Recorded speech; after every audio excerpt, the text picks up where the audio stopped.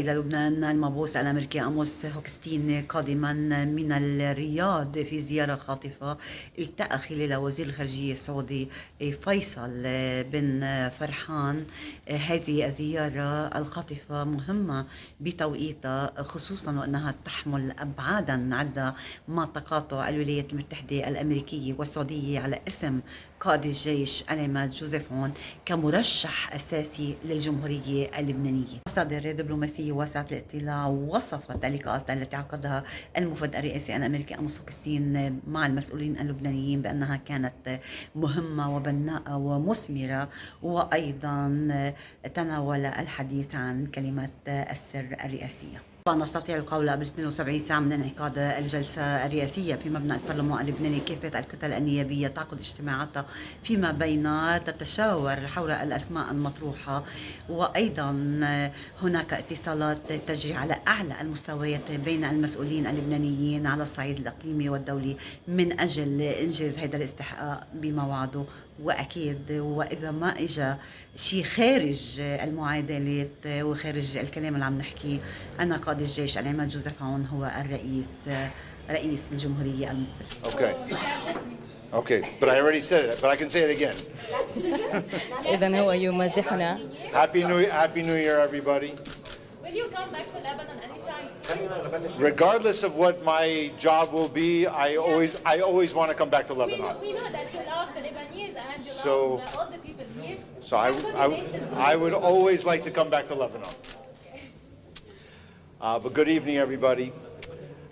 It's as you know, it's always a pleasure to come back to Beirut, especially now following the cessation of hostilities and the ceasefire being in place between Israel and Lebanon for the last 30-some days. And I want to again thank Speaker Berry for his efforts in working with us to achieve the cessation of hostilities. The Speaker and I had a very good discussion just now. This is at the end of many years of these kinds of discussions, and again I want to thank him for his efforts and support, and I value both his partnership and his counsel. I was also honored today. Before I came here, I was down south in Nakura together with General Jasper Jeffers, where we co-chaired the third meeting of the mechanism that is monitoring and verifying the cessation of hostilities.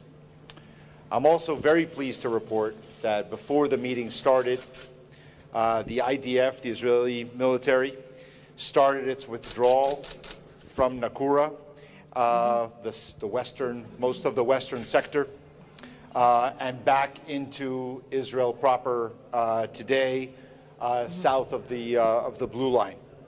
These withdrawals will continue until all Israeli forces are out of Lebanon completely, and as the Lebanese army continues to deploy into the south and all the way to the blue line. And I want to here say that this is not an easy process to implement. It's a difficult process. The mechanism is working well, and I want to commend General Jeffers and his team and the others that are associated with the mechanism in creating something that really allows for the Lebanese army to implement the agreement by deploying to the south and being the only armed entity that will provide security for the people of South Lebanon and to allow for the people and the residents of the south to return to their homes. So this process is not smooth, but it is successful, and I think today's withdrawal of Israeli military back into Israel in the western side will be followed by other withdrawals until they are out of Lebanon completely.